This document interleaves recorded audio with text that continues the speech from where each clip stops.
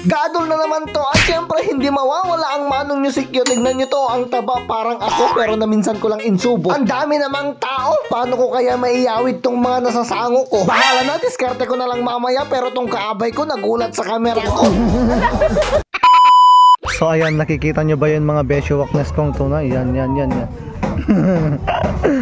Maraming tao doon, so gadol na naman this, let's go. So this is it, pansit. Of course, yes, trueness pansit. Mabubusog tayo ng pansit.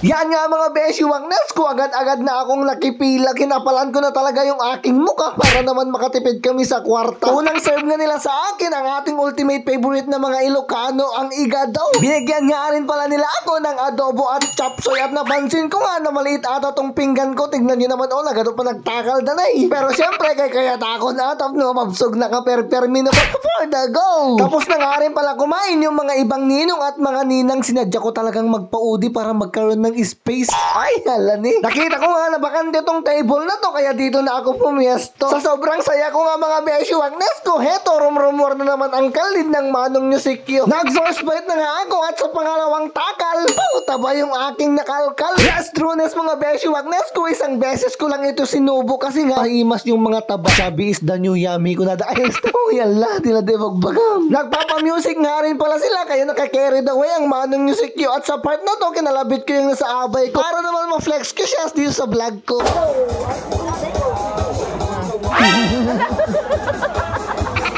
Thank you. Hindi pa nga ako natatapos kumain ay inyawatan na ako ni bagat ko ng panghimagas. First birthday at binyag nga pala ng anak ng kapitbahay namin at si Mrs. ay kinuha nilang ninang samantalang ako dito is wala lang para kain lang nila.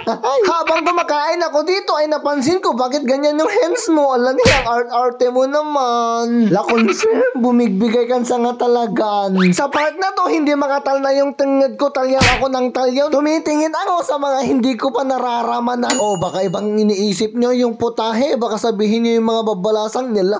Uy, hindi ganon. Ay, grabe mga beshi wagnes ko, ang sarap ng kanilang luto, kaya nga naman napapapili at home ang Manong Music Q. Kasama ko nga pala dito ang aming Junakis at si Mrs. na una nga lang pala silang pumunta kasi nag-attend sila ng misa samantalang ako, gadol lang talaga yung aking ranta nila, kapal ropa. At yan na nga si Mrs. mga beshi wagnes ko, nagpakita na sa likod ko, ninang yarn, mano po ninang nila. Ay, nagsagana ka tong December, best. Nagagandahan nga rin pala ako sa music nila, kaya pa ganyan ang Manong Music Q. At kung nanonood ka pa rin hanggang ngayon, tara po, kain tayo, sabayan nyo ako. Kung maaari ay pa-comment kung saan lugar nyo para malaman ko kung saan umabot tong video na to. At syempre mga beshi wagnas ko, mega love shoutout kay Ninang Arlene at kay Ate Dalin na nag-invite sa akin. Mega love shoutout din kay Ading Mayla at sa kanyang asawa. Maraming salamat sa pagkain. Pero problema, kung kaya nga ibusin dikit, idatuyin ning take out kung sa langin nila. Lakas bayan, nabsog ba ni Manong Music Q.